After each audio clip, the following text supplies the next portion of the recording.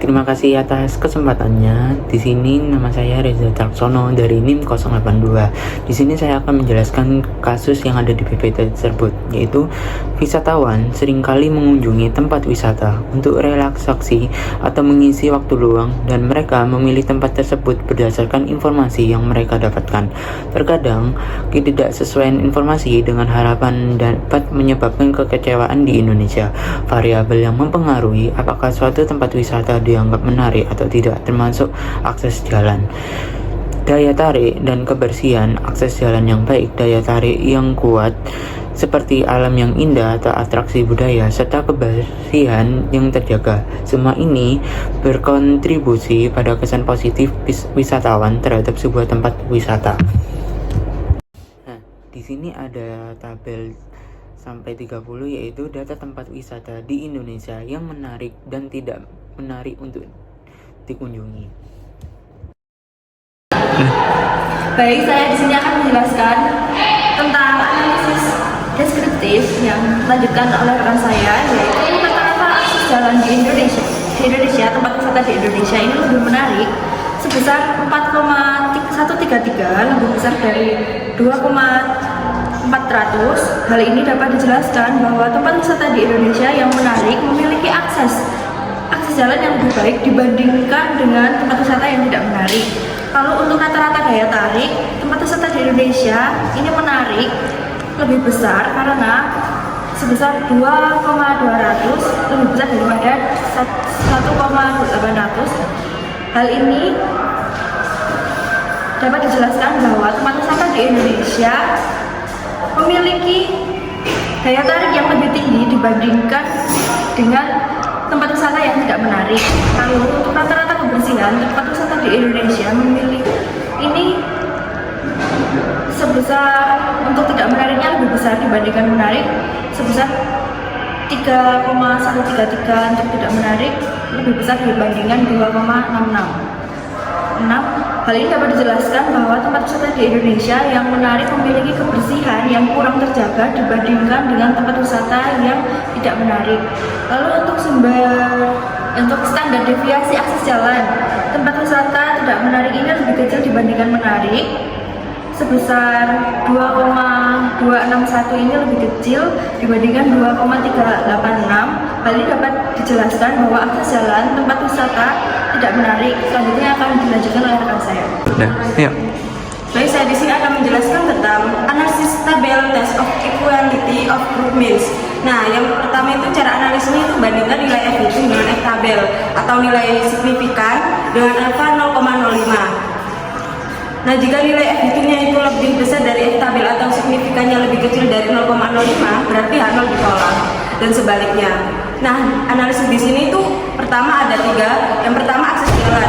Nah, F ini untuk akses jalan ini ada 4,169 dan F tabelnya sama dengan 4,169, lebih dari atau signifikannya itu 0,051. Nah, 0,051 itu kurang dari 0,05. Artinya ada perbedaan akses jalan antara tempat wisata menarik dan tempat wisata tidak menarik. Nah, yang untuk kedua, untuk daya tarik. Nah, F itu untuk daya tarik sendiri ini ada 0,661 dan F tabelnya itu 0,661 lebih dari atau signifikannya itu 0,423. Nah, 0,423 ini lebih dari 0,05. Artinya tidak ada perbedaan daya tarik antara tempat wisata menarik dan tempat wisata tidak menarik. Nah, yang terakhir ini adalah untuk kebersihan. Nah, F kebersihan ini 1,114 dan F tabelnya itu 1,114 lebih dari atau signifikannya 0,300. Nah, 0,300 ini lebih dari 0,05. Nah, berarti ada perbedaan kebersihan antara tempat wisata menarik dan tempat tidak menarik. Selanjutnya akan dilanjutkan oleh rekan saya. Di sini saya akan melanjutkan presentasi dari rekan saya. Di sini saya menjelaskan tentang tabel Lewis Lambda. Cara menganalisisnya yaitu lakukan pengujian hipotesis 5 tahap atau J-square untuk menguji apakah secara simultan akses jalan, daya tarik, dan kebersihan dapat digunakan untuk membedakan kedua tempat wisata dengan menggunakan uji Lewis Lambda yang diproksikan dengan J-square test atau X2.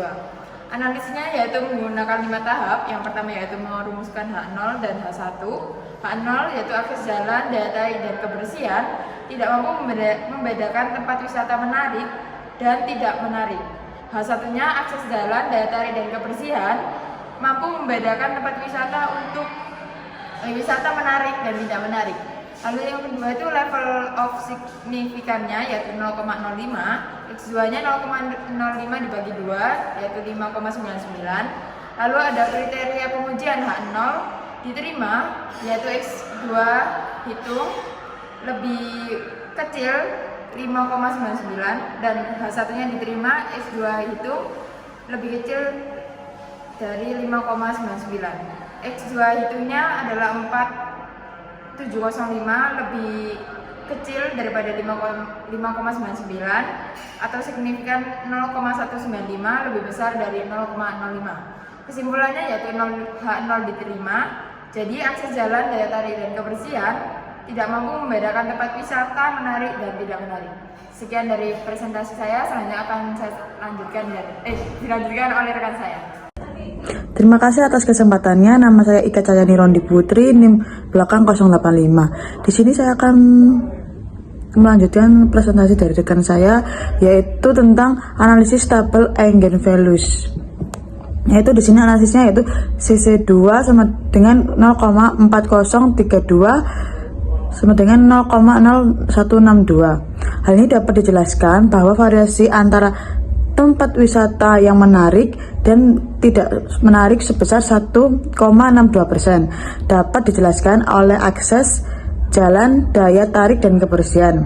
Selanjutnya saya akan menjelaskan analisis tabel under this canonical discriminant function. Ini adalah tabelnya. Analisisnya yaitu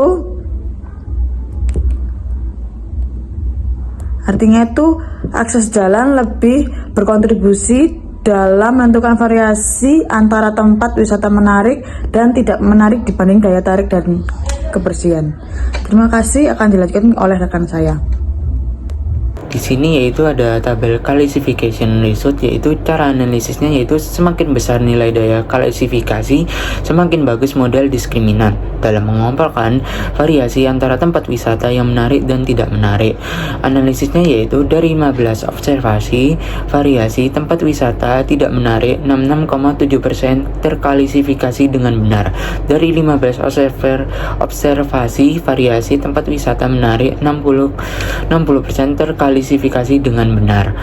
Total daya klasifikasi 63,3%, artinya tingkat akurasi model dalam mengklasifikasikannya lumayan tinggi. Jadi itulah sekian dari presentasi dari kelompok kami. Mohon maaf jika ada salah kata. Terima kasih. Wassalamualaikum warahmatullahi wabarakatuh.